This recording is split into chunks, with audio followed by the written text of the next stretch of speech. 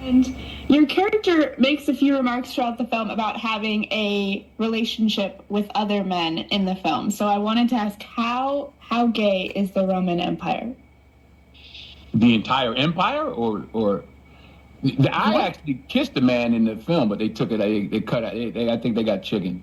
I was going to ask because I just heard about the Paul and Pedro forehead kiss that apparently got cut from the movie. I'm not sure about that one, but I kissed the guy full on the lips, and I guess they weren't ready for that yet. Oh man! Well, I killed him about 5 minutes later, but I mean, it's Gladiator. It's Gladiator. The kiss of death. What it do? It's 903 Box, and I'm your host, Charles J. Say, man, shout out to my audience. Shout out to those that's rocking with me. Yeah, we back in the kitchen. There's a whole lot of goddamn sauce in this pot, man. Let's get to the shit. Denzel Washington admits to kissing another man in his new film called Gladiator 2. I don't know. It just, whenever I hear the word gladiator, this is the most Euro film I think he's ever acted in. He said it's the biggest movie of all time. Speaking of biggest movies of all time, it kind of reminds me of how Mike Tyson is saying that this Jake Paul fight is the biggest fight in the history of boxing. A lot of shit. Speaking of Mike Tyson and Jake Paul, I just watched the weigh-in, and I'm baffled. I'm just bewildered. It's a lot of shit going on with me right now. I'm trying to keep my thoughts together. For one, I'm very disgusted that Bruce Shushu Carrington is on the opener of the prelims. That is terrible promotion, bro. It ain't gonna be many people in that stadium at the prelims, and you're the opening of the prelims. Not only that, when I seen, bro, the dude that's opening on the main card, he got 2 wins and 2 losses. He's fighting a dude with 18 wins and like 5 losses. It's an Indian dude, and he was, that's the one that was rubbing on the other dude's belly and said I was trying to make him laugh or some shit. And they and I noticed that the fans cheered for that, and there was a lot of black people in there. That's Dallas, Texas.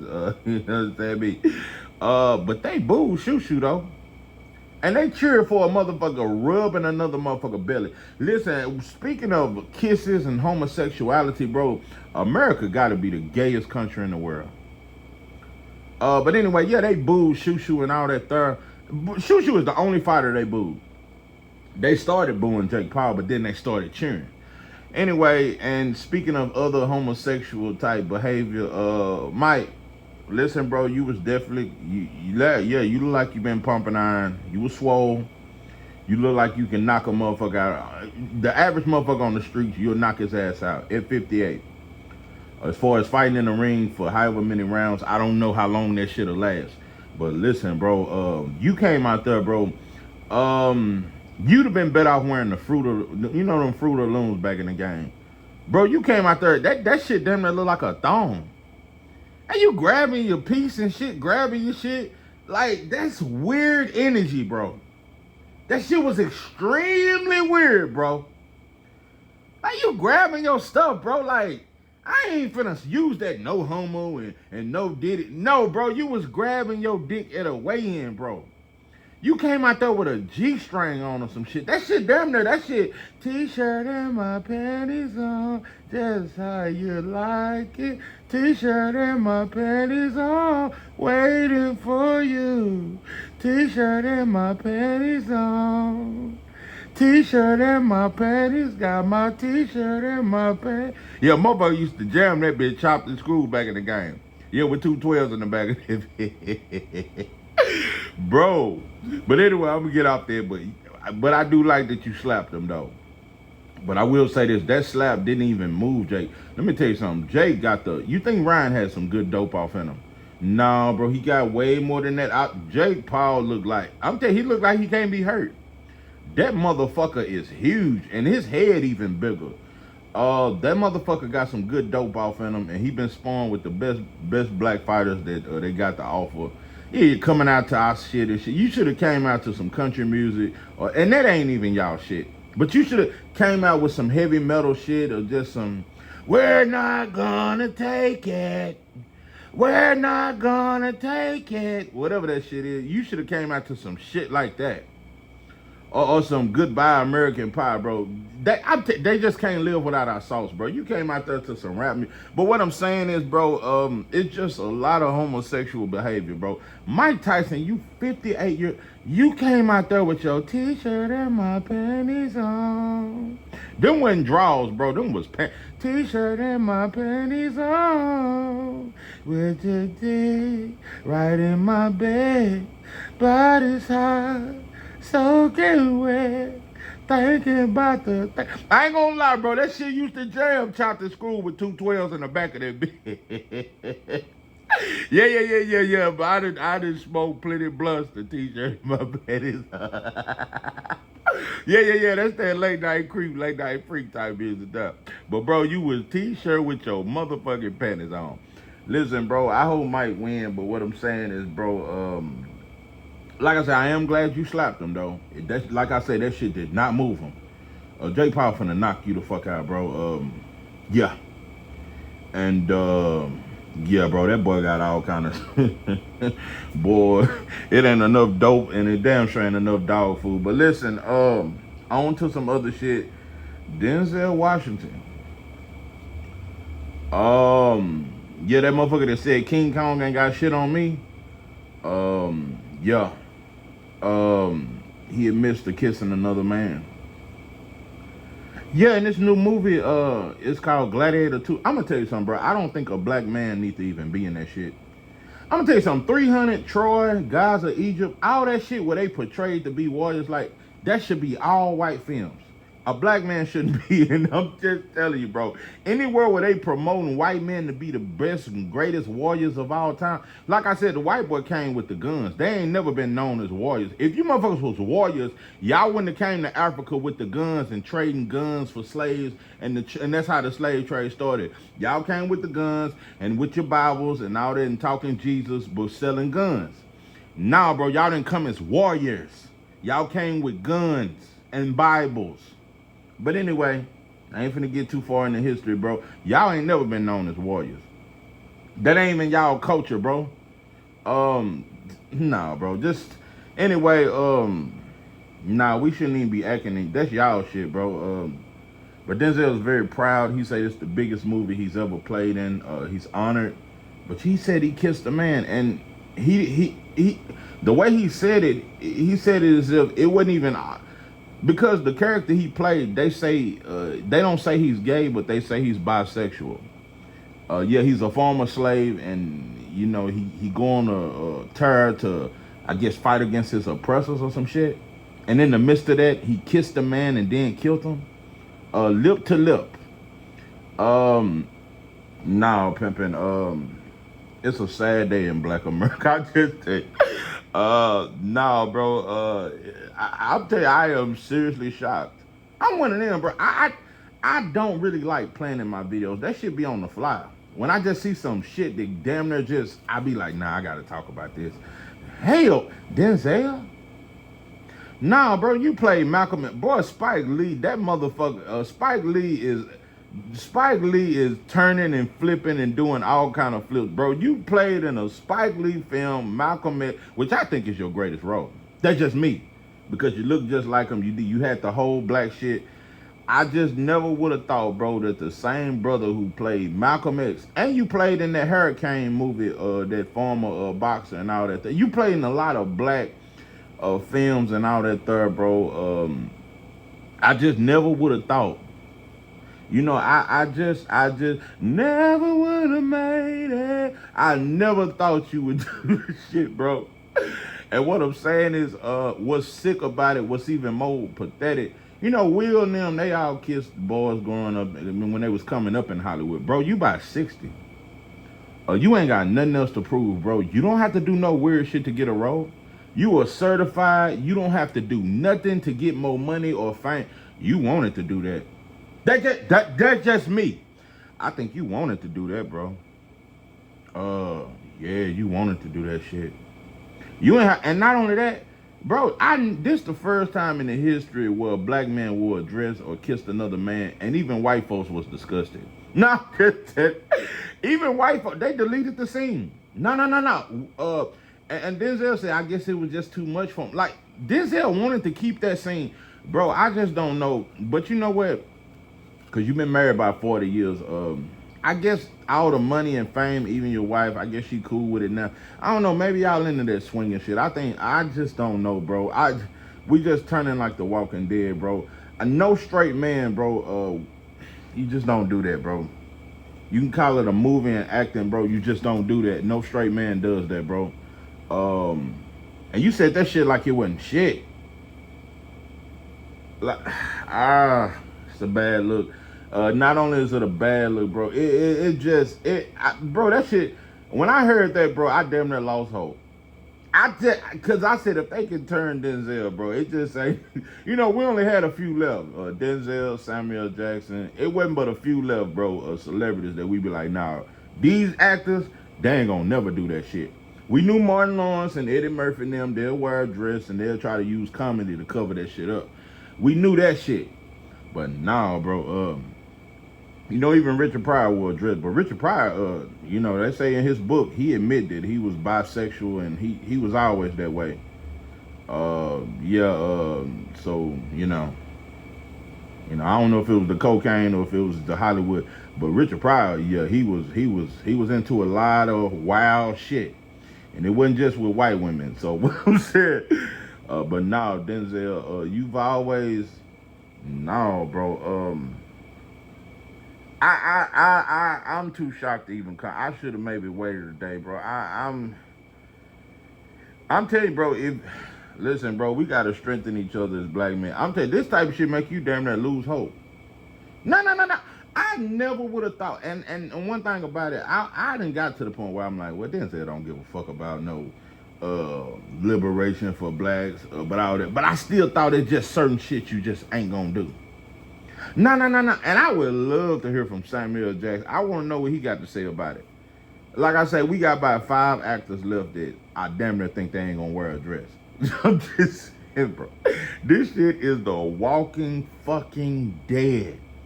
And to those that's so sensitive, because a lot of black men have been sensitized to think that I'm picking on gay people, or I'm picking, and it's like I'm acting like it's just the worst thing ever to be gay. I know one thing, bro. I would rather, we talking like snitching is so terrible, and that's the worst. I would much rather be a snitch than to be gay. I would much rather keep my dick, and I'd rather be a snitch than to cut my dick off, or to be gay, or any of that shit. I would much rather tell it on everybody. Go tell it on the man. And bro, some shit, bro, it's just, bro, what we was once forced to do, we volunteer to do that shit now. This shit is the real live Walking Dead. Motherfuckers is getting bit on the neck and they turning, bro. They turning. But yeah, all you sensitized motherfuckers that, man, leave them people alone. They struggle. And we talk about them like they done been through more than the slaves and shit. Like this gay struggle, bro, like it ain't been going on but about 30 years. Like I said, I didn't see no gay march in the 60s.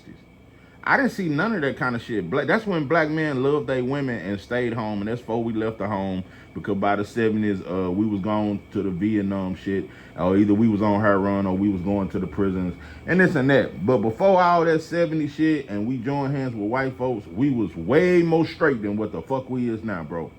America's the gayest. I'm just telling you, bro. It's sick. Anytime our kids are talking about cutting their dick off and they gay, and a kid is saying they gay, bro, as a kid, we couldn't even tell our pops or our parents that we want pussy, let alone we want to be gay and cut our dick off. You know, like D-Wade's son did. That boy at 12 years old, he said, Daddy, I want to cut my dick off. And D-Wade supported that shit.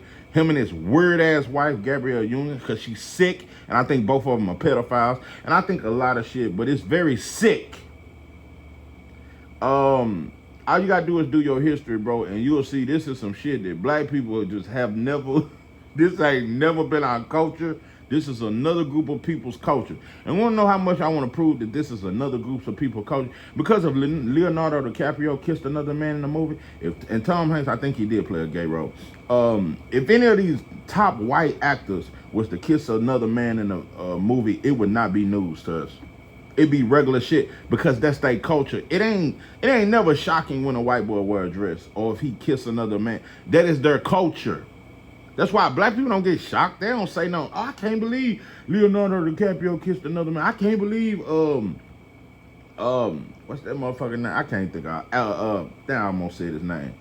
But anyway, nah, bro, it wouldn't be shocking if one of them did it, bro. Because when they do it, it's funny. It's just good acting or some shit.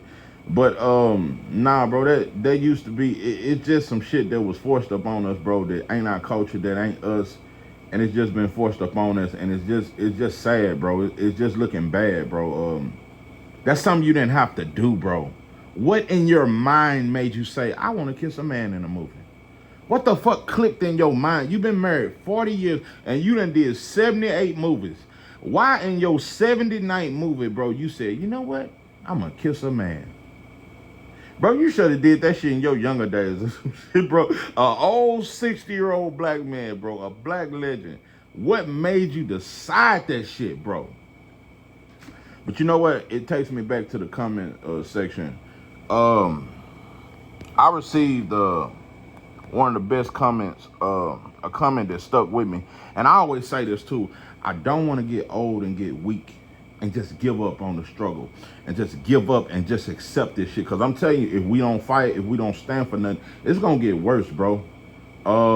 They getting younger and younger, and it's just, you know, our kids are getting, I don't know, bro. It's very sad. But yeah, I always said I don't want to get older and just give up and become weak.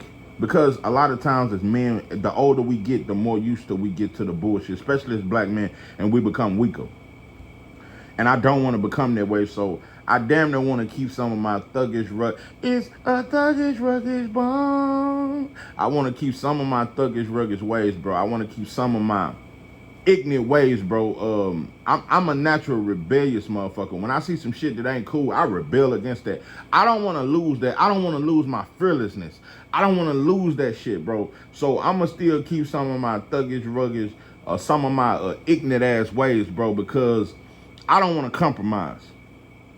I don't want to get old and compromise this, because I see older black men all the time, and I could talk to them about racism. That's just the way it's going to be. Most older black men, when I talk to them about racism and the white folks and the white boy, they agree. They agree with every word of it, but they say, you know what, that's just the way it's going to be. No fight in them.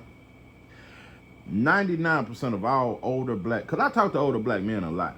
I've always been that way. I've always kind of talked to older black men. Now, I've met some soldiers. Not many, though. Most of them, they'll tell me, yes, racism, it's a fucked up shit. It's a fucked up system. This and that, and these motherfuckers ain't shit. They know these motherfuckers ain't shit, but they cool.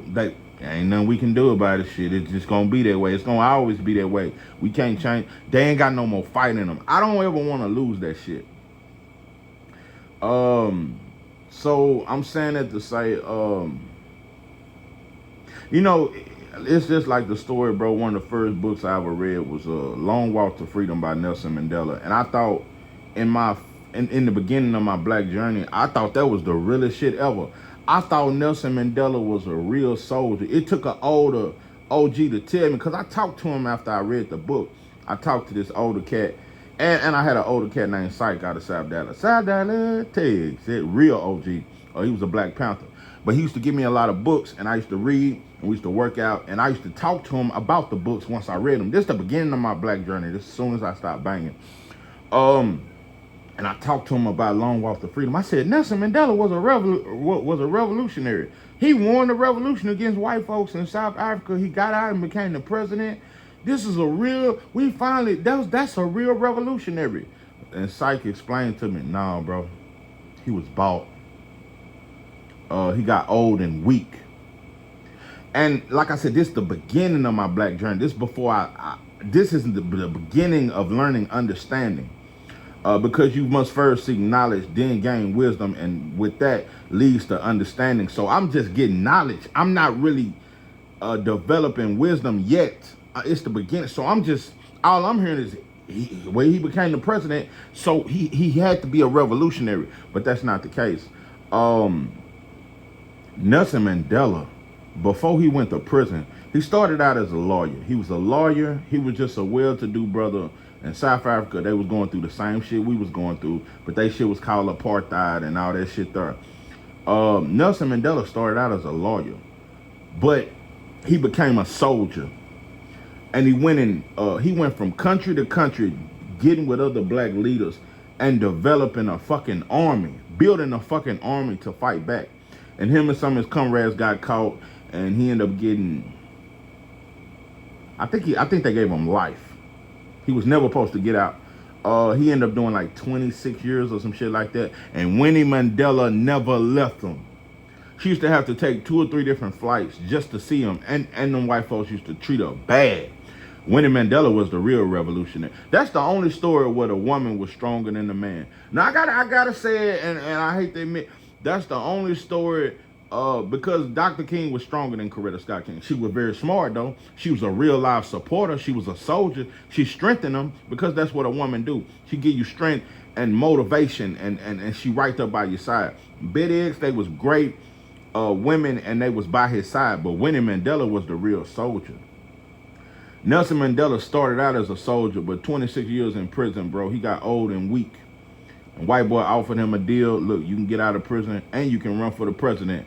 But at that time, the only reason why they came to him with the deal is because after 20-some years in prison, 2 generations done skipped. And these new batch of youngsters, these motherfuckers was killing white folks, and they was bombing white folks. It was a new generation of black people that was too dangerous. And white folks were scared, and they knew that Nelson Mandela had the influence that if you tell these black folks to calm down, they'll stop fighting against us. And that's exactly what Nelson Mandela did. He came out and told black people, do not fight against white folks. Do not fight against the system. And when he told them to do that, more black people got killed by white people. He told us to stop fighting, and we started getting killed even more. And then, yeah, he tried to go to white folks. Well, y'all didn't say y'all was going to keep killing black folks. But he knew, and he became president, and all that third. He went from a revolutionary to one of the biggest sellouts in black history. That's exactly who. And when he left him when he got out of prison, because she seen he was a coon, and he fucking sold his soul. That's how he got out of prison. And she left his ass. Winnie Mandela rode with him for 26 years. But when he got out of prison, she left him when she seen how weak he was. And not only how weak he was getting other black men killed and teaching them not to fight. So they're just a small little, I didn't mention it before, but they're just a little low. But he got older and weak. He went from ready to kill and do whatever it takes for his freedom to just saying, I just want to get out. And y'all let me be president, and I can eat good food, and I can get out of prison and all that there. I'll do whatever y'all ask me to do. And that's exactly what he did. I don't want to get old and weak, bro. I'd rather die a young soldier than to get old and bitter and weak. Speaking of old and bitter and weak, it's another situation. Because I was going to do a whole nother video. I just saw this an hour ago. I was going to do a video about old cartoon. 5'3" from Avalon. He about 60. And about a year ago, because he was beefing with old Dewberry. That's Charles and White right-hand man. This motherfucker talking about, he pulled up in Dallas trying to fight him and all that there. Bro, but anyway, but you 60 and you brought your wife with you. To Dallas, could have got both of you, because bro, Dallas don't play. You seen how Boosie got shot the fuck up trying to come up there after that Mo3 shit and got shot up at Big T Bazaar, and they shot his shit up and all that third, and the boy was in a wheelchair after that and gonna make a video in the wheelchair. But he learned real quick, bro, you can't do that shit. And I ain't just saying it's just Dallas, that's just anywhere. You can't go to no another city looking for a motherfucker that's from that city. Anyway, but yeah, so he was beefing with Dewberry, and he was calling Charleston White a snitch and you the police and stop dissing Raymond Washington because that's your OG. And by the way, cartoon, I think he's a very good storyteller. Yeah, he called with the stores and shit like that. He did a lot of time in prison and all that third, and he from Cali. Uh, but I seen the video about a year ago, or a little less than a year ago, with Charleston White, because Cartoon, he in Alabama now. And Charleston White was doing a comedy show in Alabama. So he pulled up to the comedy show, and they did a whole video of him talking to Dewberry and him talking to Charleston White. They was laughing and talking, and boy, it looked like a good old family reunion, bro. All they was missing was some barbecue and some hot water cornbread or some shit. But what I'm saying is, bro, they made up. And he said that if I can, because he was beefing, Cartoon done beef with a lot of dudes to be 60 years old. But what I'm saying is, he was beefing with a Mexican, and they made up. So he said, listen, if I can make up with the Mexican, I can make up with another black man in Dewberry and Charleston White. And I can make up with you brothers, and we can stop this beefing. On some grown man shit. So I was like, man, shout out to Cartoon for doing that. But he did a video today or yesterday. And bro, I swear to God, as soon as I got on YouTube, his video popped up. And he was just talking about, yeah, this is about Charleston White and me and the behind the scenes. So he made a video, and this, matter of fact, this was today. And I just stumbled across, I wasn't looking for that shit. And he said in the video, yeah, I'm just gonna give y'all some behind the scenes. Yeah, I got in a lot of trouble, you know, and he's saying his Crip homies was mad at him for shaking hands with Charleston White and his homie Dewberry. But y'all didn't get mad when he made up with the Mexican. And the Mexican talked bad about him, and he made amends with him. Black people didn't have no problem with that. But because he made up with Charleston White, the snitch, and his sidekick, Anthony Dewberry, he say his homies had a problem with that. And he said that he had to drive to Cali and face that shit. I said to myself, I scratched the back of my head, a lot of shit I pondered. I said, you had to go to Cali, bro? All because you squashed a beef with another black man? And he said, yeah, my homies didn't like that. And he said that they looked at that shit. That means he had to go out there and fight. In layman terms, that's called a violation. So you 60 years old. You a 60-year-old Crip. I think you 60 something. I think you about 63 or some shit. You done put in a lot of work, pimpin', but at 60 some years old, you had to explain to your young homies why you squashed the beef with another black man, and then you had to fight. So at 60 years old, you went through a violation. Motherfuckers violating you for shaking hands with a motherfucker and squashing a beef. No, pimpin', I don't ever want to get old and become that weak. Bro, if you 60 years old and you got to answer to another black man, because I'm going to tell you something, bro, and I know I saw this in the penitentiary. Ain't no 60, 70-year-old shot callers. Because by that time you old, bro, them youngsters will beat the shit out you. Every prison I ever went to, bro, it was a youngster that was the shot caller. Them old motherfuckers, bro, sometimes now you had a few old ones that, you know, they had a little say-so. But most places I've been to, bro, it be a young motherfucker, a young soldier, a young go-getter. Be a young motherfucker. Bro, I seen a speaker, he was about 20 years old on one unit. Yeah, they be young most of the time, bro. So what I'm saying is, bro, it look weird. It look real weird when you 50, 60 years old and you got to answer to a motherfucker damn near half your age. It look weird, but I never forget. I'm going to tell you a story. I'll tell you, I stopped banging 6 months after this when I saw this. One day, bro, I saw a blood that was about 60, damn near 70. That motherfucker had no teeth. And y'all locked bees with him and shit. He was locking bees with us and shit. I saw him in the childhood and shit. What I'm saying, the day I saw a 70-year-old blood with no teeth, that was the day. Yeah, that was the day where I really started. Because before I started banging, I had already been pondering, like, bro, what am I doing? And I started seeing that this really some weak shit. Nah, bro, I got to answer to a motherfucker. I started feeling that way, and I started saying, I don't want to bring this home to my little brother. Because he was 14 at the time, not like 12 at the time or 11. And I was like, I don't want to come home with this banging ass shit.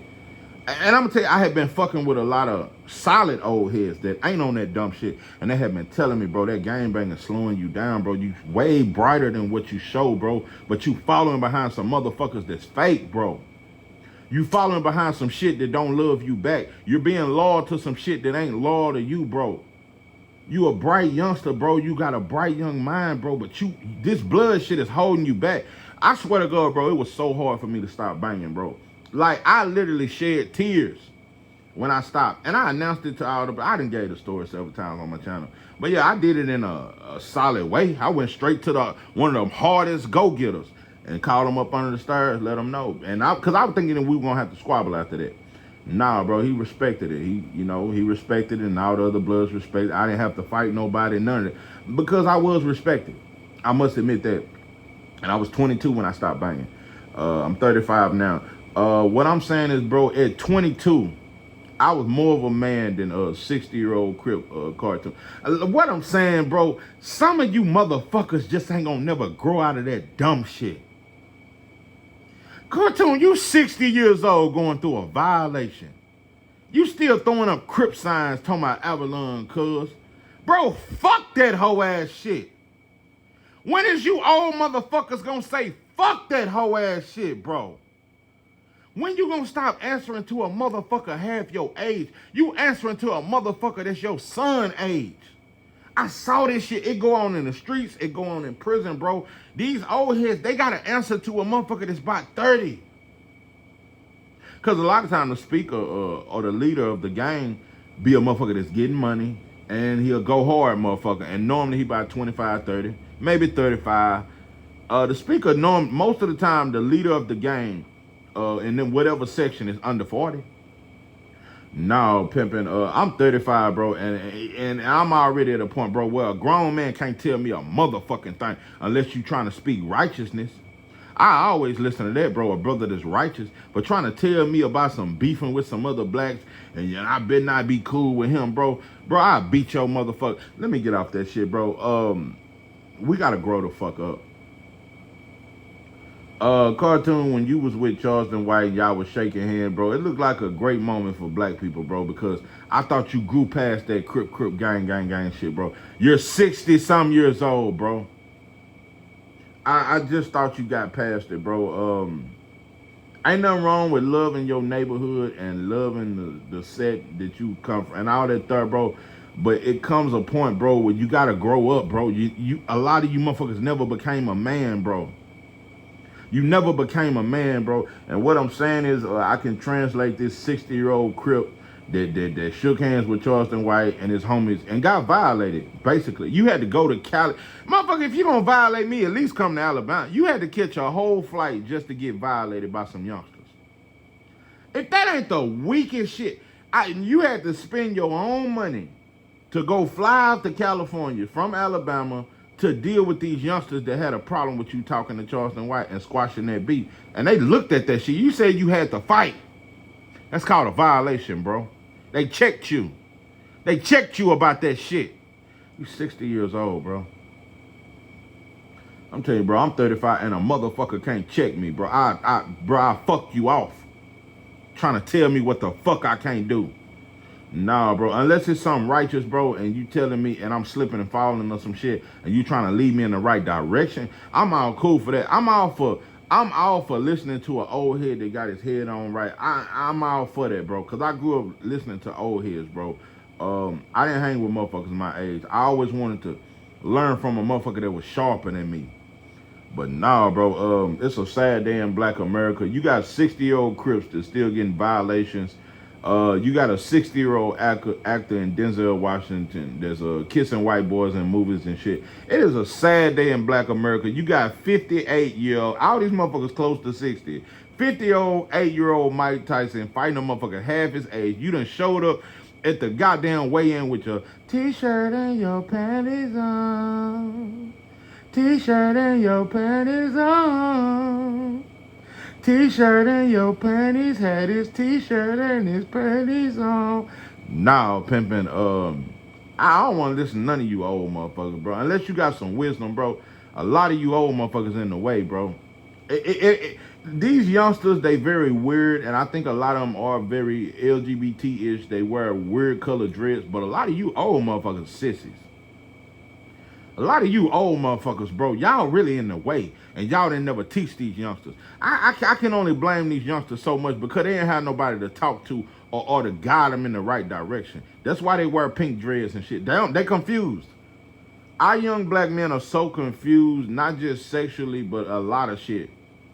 Like I said, Barack Obama passed that gay law, and it did some shit to our community, bro. I'm telling you, bro, I'm finding out classmates that I got a classmate. This motherfucker got a white boy husband. I didn't even know he was gay. No. I just found out one of my classmates just married a white boy a couple of months ago. I just don't know. This is the Walking Dead, bro. If you don't believe it, this is the walk. Black men are turning. It's sad, bro. It's sickening and it's sad. You know, see, black women, they didn't turn like black men have. Black women, they've been popped a tab, one of them X pills and drunk some Alizé, and then they got their pussy licked on a Saturday night. But the next morning they want some dick. Not these black men. Nah, they turning. Them motherfuckers turning. Hell no. Shit no. I just don't know, bro. It's a sad day in Black America, but yeah, I never thought Denzel. I never would have thought. I never would have thought in all my thoughts that you would do some shit like this, bro. I wonder what your son think, cause he an actor too. I wonder what your son think. I wonder what your wife think. And you said that shit like it wasn't shit. You kissed another man in a movie, bro. Like I said, it was so, like, even white folks had to delete the scene. Because you done it. It don't matter if they deleted the scene. You done that shit, and you did not ask for that scene to be deleted. Like you said in the interview, I guess what I did was too much. Yeah, we kissed on the lips, and I guess it was too much for Hollywood. Nah, bro, I think even white folks, and that's their culture, like I said, but I think even white folks was like, nah, this just too much for black people. We done turned enough of their heroes into this shit. Denzel, I'm telling you, Denzel, this damn near the last straw. I'm gonna tell you something, this so serious to me, it should damn near be riots over this shit. Yeah, Denzel kissing another man. I'm telling you, bro, how many of you motherfuckers pictured this shit? I would have never thought that, bro. Even though Denzel ain't the most pro-black man, I always consider him a man. Hell no, I thought Denzel was under that old law. But you know what? Even Morgan Freeman, about 5 years ago, I heard him on Fox News. It's when police were just shooting us up on a regular. They done slowed down now. It's still going on, but they just don't report it as much. But yeah, when we were getting shot the fuck up about 7 years ago, Morgan Freeman came out and said, if we want to get rid of racism, just don't talk about it. Yeah, he said the answer for black folks to get rid of racism in America, we should just stop talking about it and it'll go away. Anyway, I done said enough, but between Mike Tyson wearing his t-shirt and his panties on and that G-string and grabbing his dick at the fucking weigh-in and all that weird ass shit, and like I said, I'm glad you slapped a white boy or some shit like that, but and like I said, and also they disrespected Clarissa Shields, trying to announce Katie Taylor as the greatest woman of all time. Nobody in boxing thinks that, bro. Stop disrespecting our fight. Stop disrespecting Clarissa Shields, whether you love her or hate her, bro. Amanda Serrano nor Katie Taylor are nowhere near on Clarissa Shields' level, bro. Let's just stop. And also, I don't believe in Amanda Serrano or even Shadeja Green being on the card with men, bro. Y'all need to have all women's cards, bro, because a woman can't fight a man in the ring. So what are you doing on the card with men? I don't agree with it. And I don't believe in a woman refereeing men, bro. You can get hurt badly in that ring. Now, take that. Try to referee Zilla Zane versus Martin Bacoli. Put one of you strong back women in that ring and try to referee that shit. Bro, you could get killed in there trying to referee grown ass men. It just ain't. That's not a job for y'all, bro. That is too dangerous. And I think it's a poor representation. I don't think women should be on the cards with men, bro, because women can't fight men. What are you doing on? That's what they're doing is the same. That would be like to me, that would be like.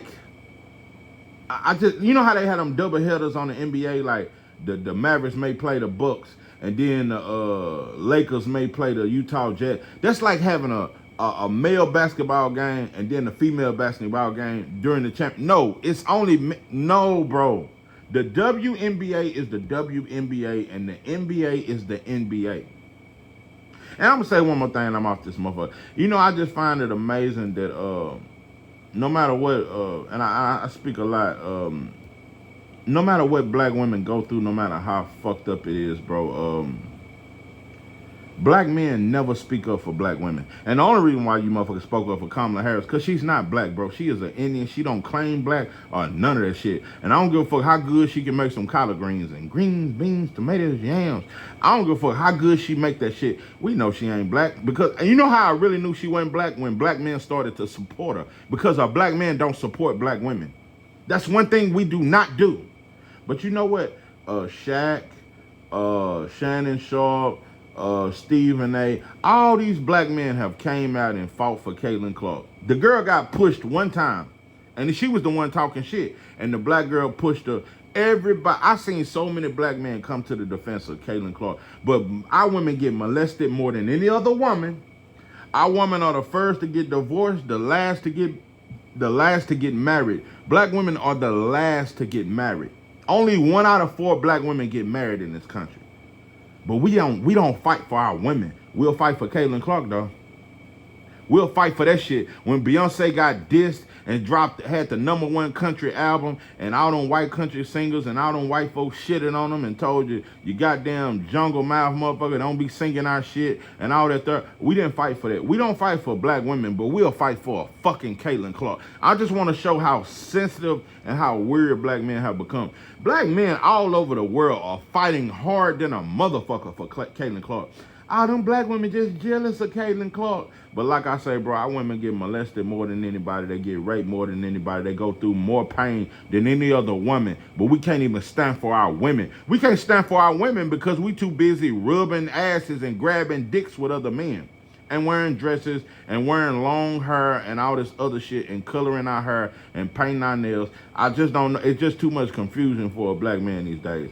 But I don't know, maybe we'll understand it better by and by or some other shit or some more shit. But I'm telling you, bro, I am shocked. I am bewildered. I just don't know what's next for a black man, bro. All I know is I just want to stay strong. That's why I say I don't want to lose my grit. I don't want to lose my determination. No matter how old I may get, bro, I just don't want to lose that shit, bro, because, together we stand, divided we fall. So I don't know. Between them thongs that Mike Tyson had on, between that kiss from old Denzel, and between Nelson Mandela getting old and weak and selling out his people in South Africa, you just can't trust a black. I'm telling you, bro, I don't blame the youngsters. I blame you old motherfuckers.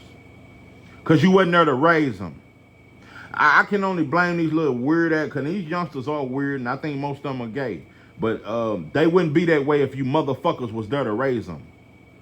So hey, I blame you old motherfuckers. So, yeah, it is some real OGs out there, but it ain't many. And shout out to the very few real solid OGs that's out there. It ain't many, though, bro. Shout out to that, bro. But for the most part, bro, these youngsters ain't got nothing to look up to. That's why these motherfuckers just killing that are younger. And they 10 years old killing now, bro. They just ain't got nothing to look forward to, nothing to look up to. So, we gotta get a hold of this youth, bro, and these kids, bro, and just you motherfuckers can live. Y'all can live this rainbow life if that's what y'all want, bro. But I don't think there's nothing wrong with promoting masculinity and promoting being a man.